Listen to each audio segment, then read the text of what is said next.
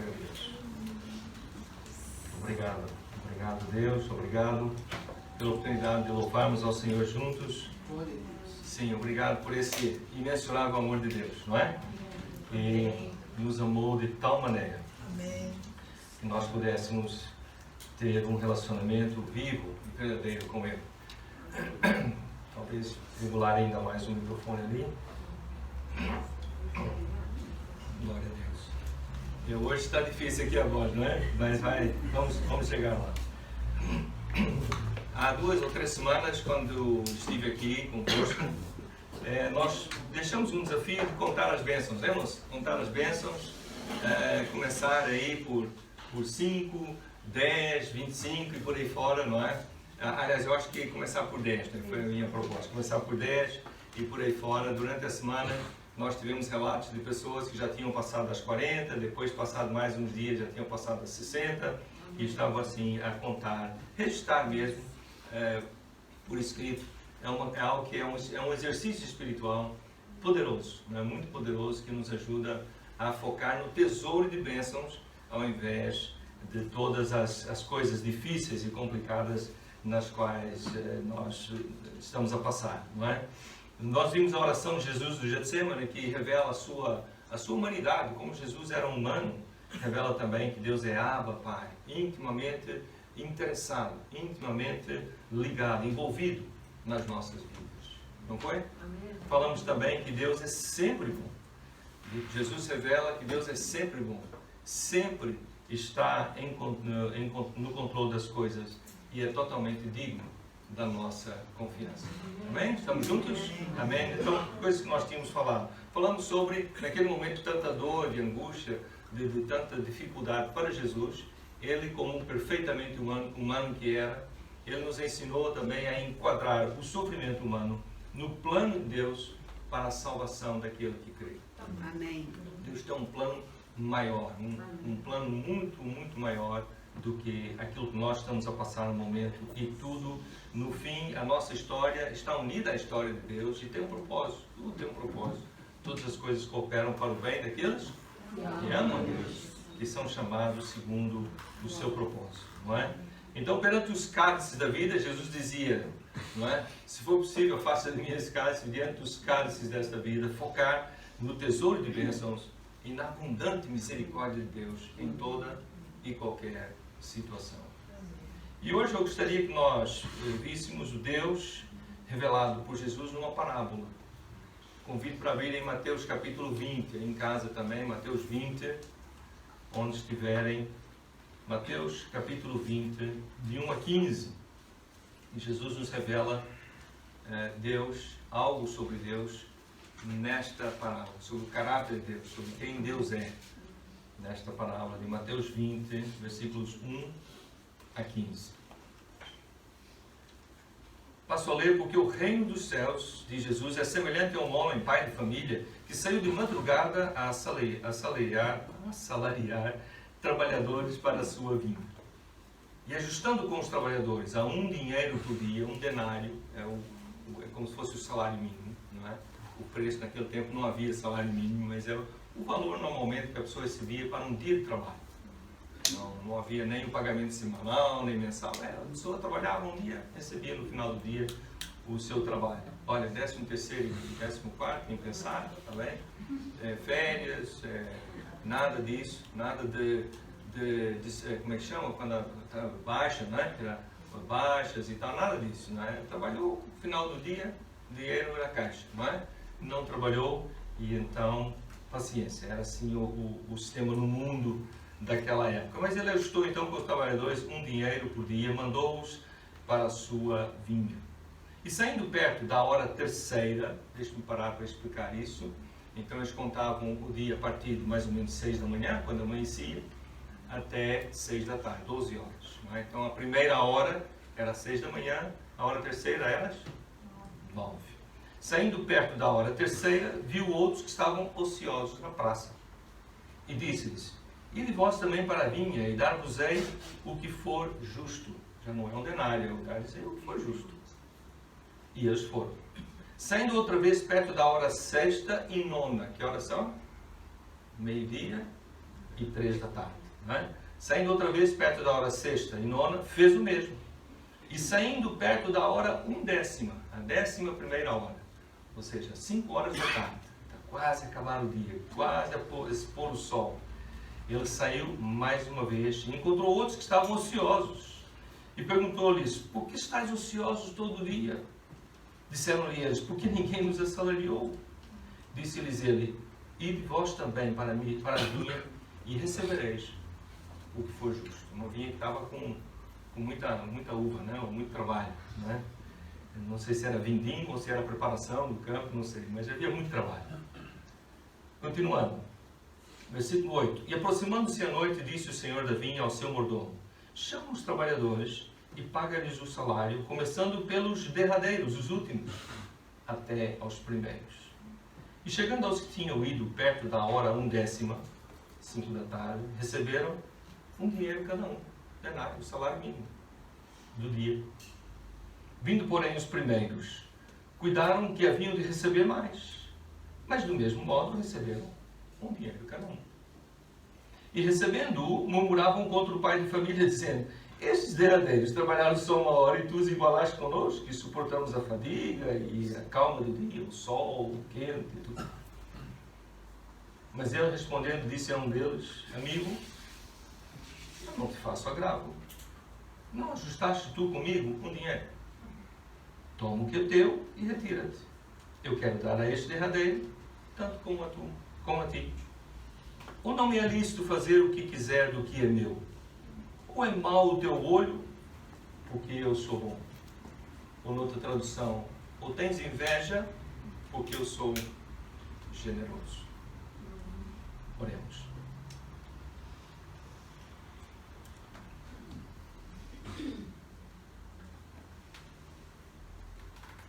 Pai do céu, nosso Deus, Rei, Senhor, Criador dos céus e da terra, vamos a Ti, Senhor, em nome de Jesus, e pedimos que fales conosco, nos ensines, nos mostres quem Tu és, quem Jesus revela que Tu és, através desta palavra. Toda distração, tudo aquilo que o inimigo atira, todas as coisas que estão acontecendo no mundo, as preocupações que eu tenho para a hora do almoço, hoje à tarde, ou esta semana, eu peço que agora o Senhor me ajude a silenciar, para ouvir a Tua voz, para estar atento, para meditar na Tua palavra, para receber de Ti, para que o Espírito tenha liberdade para trabalhar na minha vida, nas nossas vidas, nas vidas de todos nós. Pedimos com gratidão, em nome de Jesus. Amém. Glória a Deus. Então, em primeiro lugar, a palavra começa: o reino de Deus é semelhante a. É importante não nos esquecermos dessa frase inicial. O reino de Deus é semelhante a tudo isso que ele acabou de dizer. O historiador Joséfo, quando fala sobre esse tempo, um historiador daquele tempo, diz que havia muito desemprego naquela época. Muita gente sem trabalho. Então, Jesus conta uma parábola que as pessoas poderiam se identificar facilmente com aquela situação de pessoas quererem trabalhar, não é porque não queriam trabalhar, não é porque não eram preguiçosas, é que havia muito desemprego, havia muita falta de trabalho. Infelizmente, pelo menos naquele dia, não nada garante que no dia seguinte ia ser igual, mas naquele dia havia muito trabalho. E ele foi à procura de trabalhadores. Podemos imaginar a situação, uma aldeia, uma cidade de Jerusalém, uma aldeia, em que a pessoa saiu logo de manhã e procurou o trabalho. Não conseguiu, ela vai para um sítio onde está muita gente. Onde é? No mercado, não é? Vai ali para o mercado, onde as pessoas vão fazer as suas compras, vêm, preparam, vão buscar as coisas para a hora do almoço, ou então para o fim do dia, para terem o que comer. Então ali vão ao mercado, estão ali a conversar uns com os outros, a ver se surge alguma coisa. E obviamente alguém que está à procura de trabalhadores, lembra de passar onde? No mercado, onde é mais gente. Não é? Então, as pessoas podiam se identificar claramente com essa parábola de Jesus, num tempo desses. Não é? Nos primeiros versículos, nós vemos aquela situação em que o dono da vinha sai e combina com os trabalhadores um dinheiro por dia. Agora, enquanto isso era o salário mínimo, o salário esperado na época, receber aquele valor por dia, é lembrar que o salário mínimo normalmente não é suficiente. Nem agora, nem naquele tempo. né? Normalmente nós precisamos de qualquer coisa a mais. Se somos um casal, os dois têm que trabalhar, porque o salário mínimo não chega para sustentar uma família, não é? E então também naquela altura, aquele dinheiro que era o esperado, era o normal, pagar-se num dia, era insuficiente, era um valor precário. Tanto para o que começou cedo, como o que começou ao meio-dia, era pouco para o seu sustento, para a sua vida, para levar comida para casa, para poderem ter o necessário para a sua família. Com os restantes, os primeiros, ele combinou um denário, os restantes, eles pagariam o que for justo. E eles ficaram na expectativa. Vai ser um dinheiro, vai ser meio dinheiro, vai ser um quarto de um denário, vai ser uma moedinha só para dizer, olha, trabalhaste, vai lá. Não é? Aquilo que for justo, aos olhos de quem? Normalmente é do patrão. Né? Aquilo que for justo. Não havia sindicatos, não havia nada para defender o direito dos trabalhadores. Não é? Ali era assim que funcionava. E assim ele contrata pessoas às 9 da manhã, ao meio-dia e também às 3 da tarde e finalmente alguns para trabalharem na última hora. Não sei se repararam, mas o dia de trabalho não é de 8 horas. O dia de trabalho são 12 horas. É da hora que raia o sol até a 12ª hora. Até fechar, até o sol se pôr. Né? É um dia de trabalho que valia um denário. Portanto, se olharmos por esse prisma, o dinheiro, o salário mínimo está valendo menos ainda. Né? Que é muito trabalho para muito pouco dinheiro. Mesmo para aquele que trabalhou pouco, vai levar para casa muito pouco para o sustento da sua família.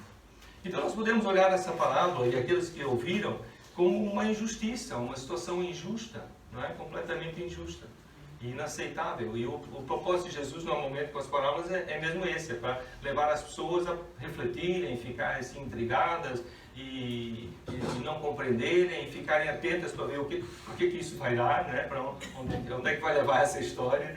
Jesus era um excelente contador de histórias, contador de parábolas, e ele assim vai criando este ambiente, mas não nos esqueçamos da primeira linha, que é o reino dos céus é semelhante a. Jesus não está a falar sobre justiça social, não está a falar sobre direito de trabalhadores, ele não está a falar sobre o que é justo fazer no trabalho, ele está a falar o reino dos céus é semelhante a isto aqui. É um reino diferente, é um mundo diferente, onde os valores são outros. E depois no final, versículos 15 e 16, ele diz a um deles, ou não me é lícito fazer o que eu quiser do que é meu? Ou será que é mau o teu olho porque eu sou bom? Ou noutras versões, ou será que tens inveja porque eu sou generoso? E no início do versículo 16 ele fala assim, os derradeiros serão os primeiros, e os primeiros derradeiros. E voltando à primeira frase, o reino dos céus é semelhante a. Quantas pessoas conheceram a Cristo e entraram-se numa relação com Deus por meio de Jesus há muitos e muitos anos e estão vivas? Quantos conheceram a Cristo há algumas semanas, alguns meses, alguns dias?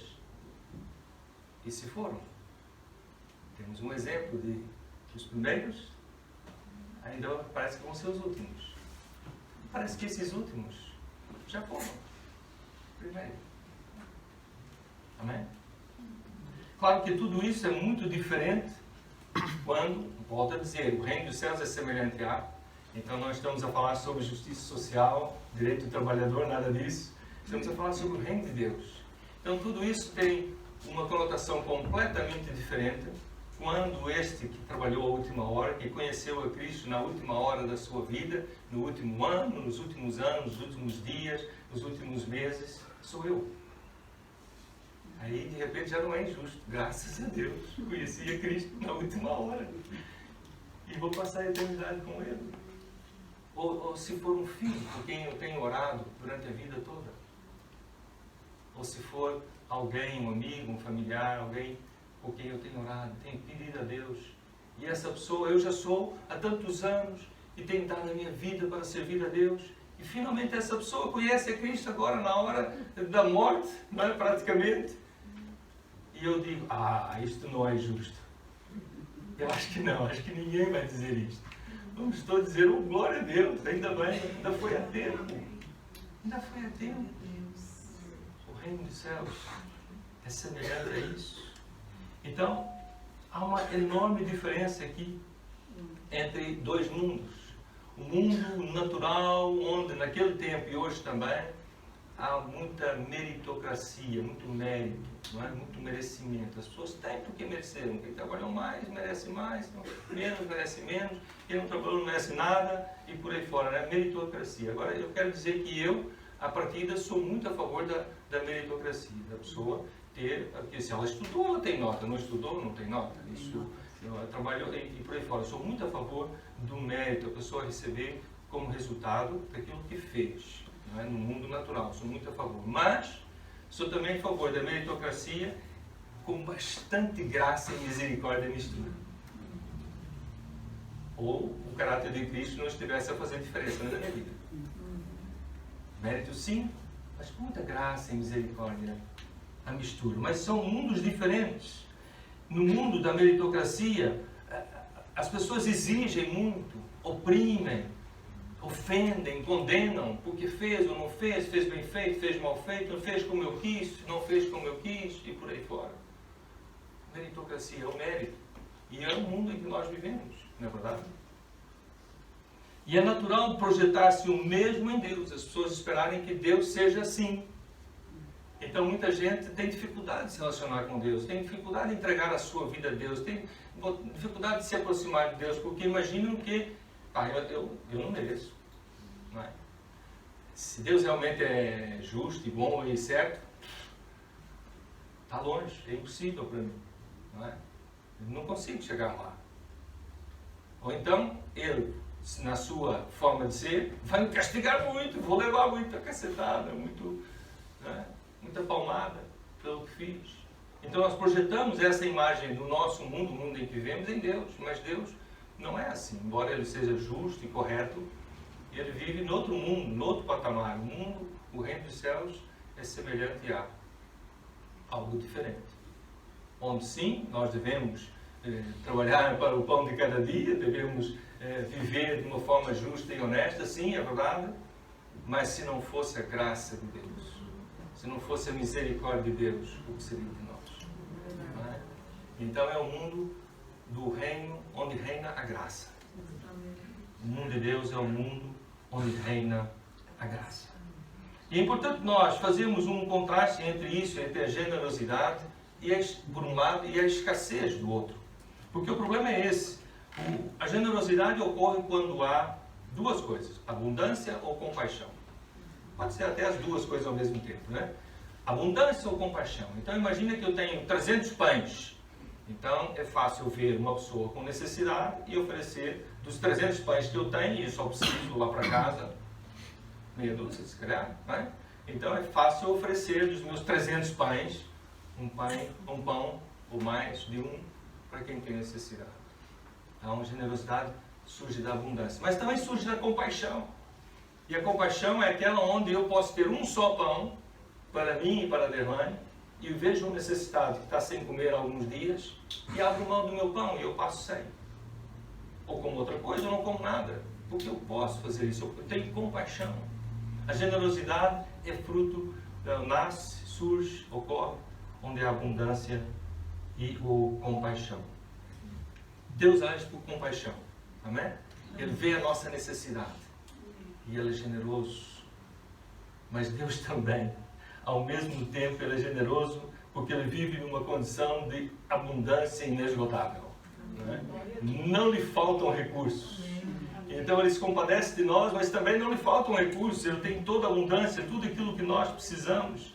E as coisas principais que Ele nos oferece, as mais importantes, que são coisas como amor, perdão, aceitação, bondade, essas coisas. Ele também oferece muitas outras, mas essas que são as mais importantes, tem uma curiosidade: quando elas são dadas, nós não ficamos com menos.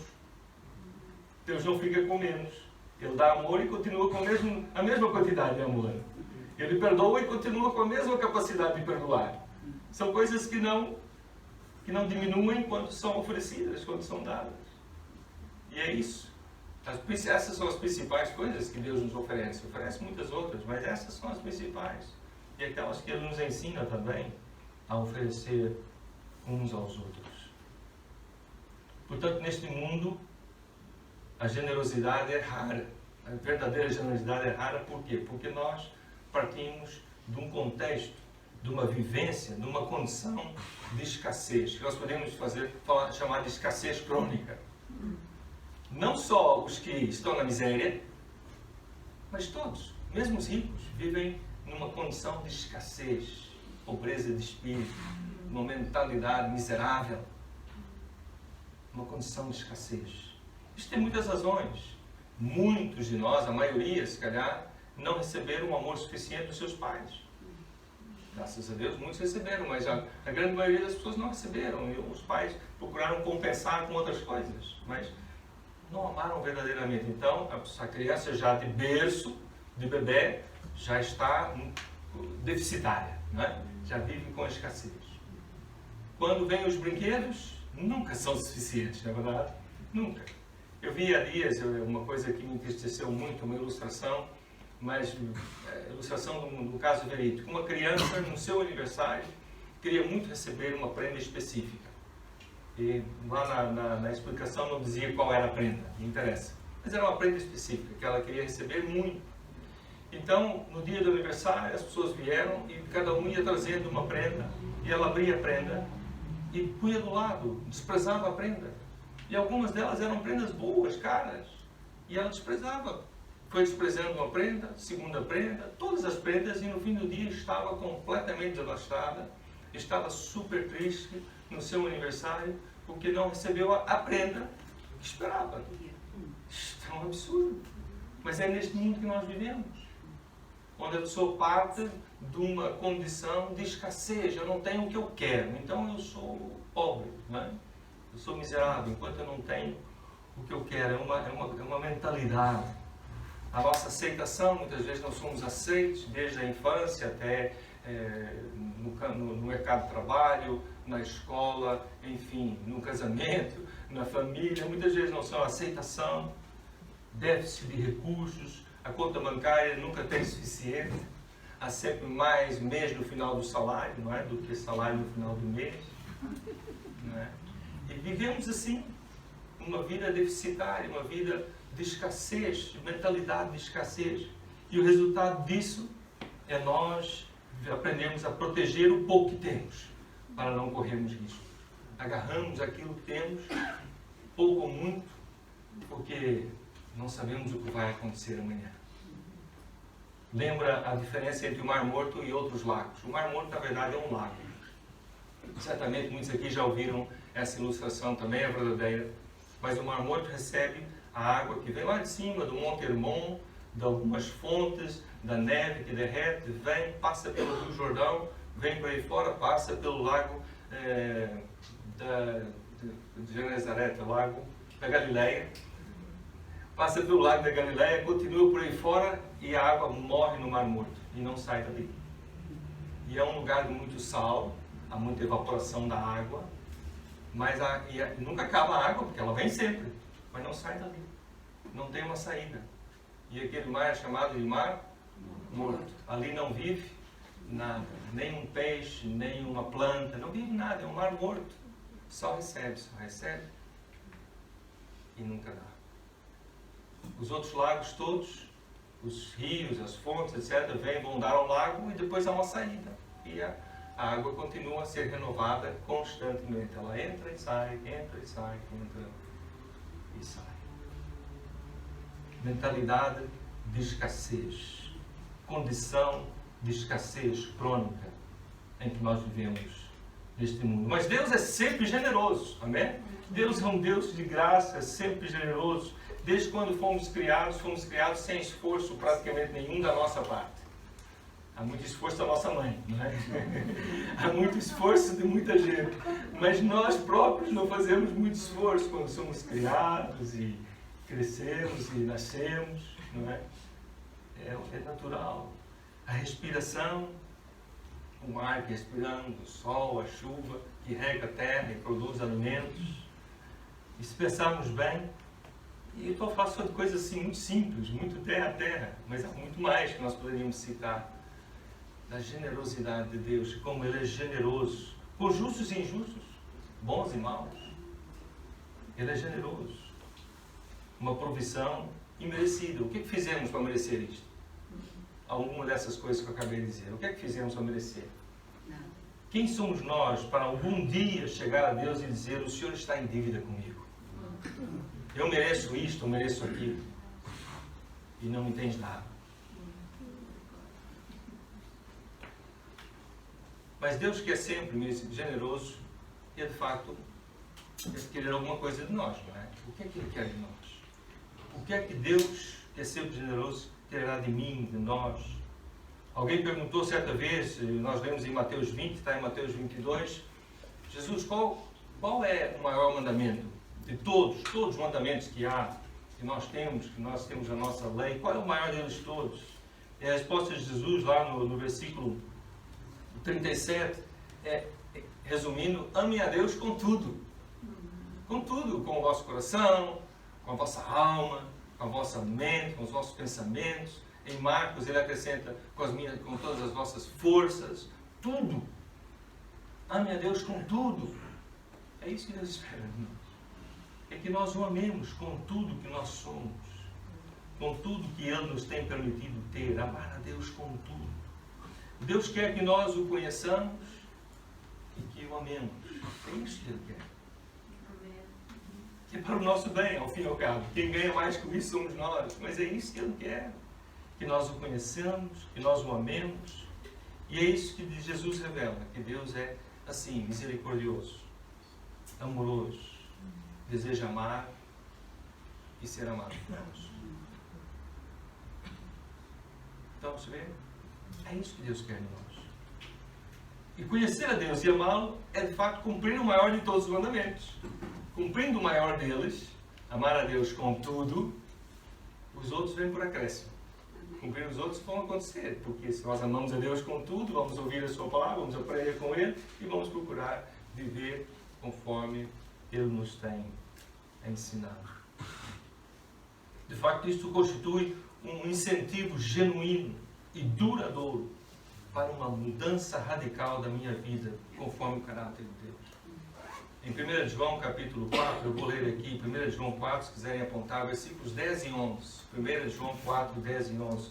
Nisto está o amor, não em que nós tenhamos amado a Deus, mas em que Ele nos amou a nós. E enviou o seu Filho para a propiciação pelos nossos pecados. Amados, se Deus assim nos amou, também nós devemos amar uns aos outros. Se Deus assim nos amou, nós também o devemos amar a Ele e uns aos outros. Foi Deus que nos amou primeiro e viabilizou a nossa reconciliação com Ele, por meio de Jesus. Reconciliação deste pecador, outrora separado de Deus, pela indiferença, pela rebeldia, pela rejeição. Ele providenciou um meio a Jesus, para que eu pudesse me reconciliar com Deus. E isso deve me impulsionar a amar a Deus e amar aos outros. Voltando à nossa parábola, a parábola dos trabalhadores na vinha. Voltando lá, é importante nós lembrarmos que a graça soberana de Deus rejeita qualquer presunção acerca dessa graça. Ah, mas eu trabalhei mais horas. Eu mereço mais graça. A partir do momento que a graça é calculada, é presumida, já não é graça. Graça é graça. Oferecida gratuitamente. É um favor imerecido e inquestionável. O autor Dallas Willard, ele escreve o seguinte: o processo de formação espiritual em Cristo envolve substituir progressivamente imagens e ideias destrutivas deste mundo, desta carne, por imagens e ideias que preencheram a mente do próprio Jesus. A formação espiritual em Cristo se move na direção da troca completa das nossas ideias e imagens pelas dele. E dentro do tema de hoje, seria trocar estas ideias e imagens dominadas pela escassez. Eu não tenho, eu preciso, o que eu tenho que guardar, reter, porque eu não sei do futuro. Escassez. Substituir as imagens pelas imagens e ideias da generosidade. Porque Deus é generoso. Porque o reino dos céus é semelhante a isso. A generosidade, a graça, a misericórdia. Portanto, Jesus revela que Deus é generoso. Que a sua graça, a graça de Deus, será sempre maravilhosa, surpreendente. A maravilhosa graça de Deus, a surpreendente graça de Deus, ultrapassa toda a minha imaginação, tudo que eu poderia esperar. E hoje, quando falamos sobre isso, quando analisamos esta palavra de Jesus, que revela que Deus é generoso, o desafio para mim e para cada um de nós é, de fato, conhecer a Deus e amá-lo com tudo. Conhecer a Deus e amá-lo com tudo. Pode haver entre nós esta manhã alguém que está online que ainda não tomou essa decisão de conhecer a Deus, de entregar a sua vida a Ele, de confiar em Jesus, de se arrepender da sua indiferença, da sua rebeldia, da sua rejeição, arrepender-se disso e colocar a sua confiança em Deus, em Jesus, crer em quem Jesus é, no que Ele disse acerca de si próprio, crer na sua obra, na sua vida, morte, sepultamento e ressurreição, para que nós pudéssemos ter vida agora e eternamente com Deus. Amém. Faz essa decisão hoje, se ainda não fez. Quem está aqui, quem está em casa, onde estiver, hoje é dia de salvação. Hoje é dia de decisão. Quer dizer, eu arrependo da minha indiferença em relação a Deus e coloco a minha vida nas suas mãos. Eu não percebo muito bem o que é isso, o que isso implica, mas eu quero conhecer a Deus e amá-lo com tudo. Amá-lo com tudo. Pai, nós pedimos que o Teu Espírito continue a trabalhar entre nós. Transforma-nos, ó Deus. Pai, nós precisamos de Ti. Nós vivemos neste mundo, um mundo que tem o foco na escassez, na miséria, nas dificuldades, no que vai acontecer, não querer correr riscos. Este mundo em que nós vivemos é um mundo em que há muita preocupação com oprimir e dominar e ofender para que saiamos por cima. Atacamos porque achamos que é a melhor defesa. Ó Deus, perdoa-nos e transforma-nos. Ó Deus, queremos ter mais e mais o caráter de Cristo, aprender com Deus, que é generoso, cheio de graça e misericórdia, aprender com Ele e ser como Ele. Ser como Deus. Obrigado porque Jesus nos revela que Deus é assim. Amém. E que nós podemos levar esta vida rota de um pecador irreverente, indiferente, rebelde, que rejeita a Deus. Podemos entregar a Ti, que o Senhor nos recebe e não nos cobra, pelo contrário, o Senhor nos recebe de braços abertos, como fez o pai do filho pródigo, nos recebe e nos dá lugar juntamente contigo. Obrigado, Senhor. Obrigado por reconciliação contigo que está acontecendo neste momento, neste lugar e em muitos outros lugares. Obrigado, Senhor. Queremos agradecer-te. Em nome de Jesus oramos. Amém. Amém. Glória a Deus. Aleluia.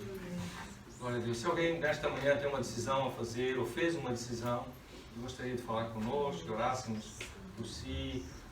Podemos andar juntos, podemos orar juntos, podemos crescer juntos. Estamos juntos nessa jornada. Quer estejamos a trabalhar a 12 horas ou a 1 hora, né?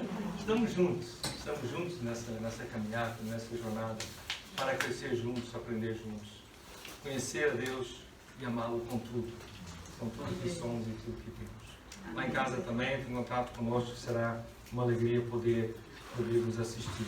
Não se esqueçam, na terça-feira vamos facultar aquele PDF, um PDF. São muitas páginas, mas não se preocupe com a quantidade de páginas. Vamos começar pela primeira, tá bom? Começamos pela primeira página, vamos lendo as primeiras e damos o pontapé de saída na quarta-feira, da morte para a vida, 40 dias com Jesus, não é? Aprendendo com Ele no Evangelho de João. Deus abençoe, até a próxima semana, se não for antes, a cada um que está a nos acompanhar em casa e nós também aqui, que Deus nos leve em paz e segurança. Amém.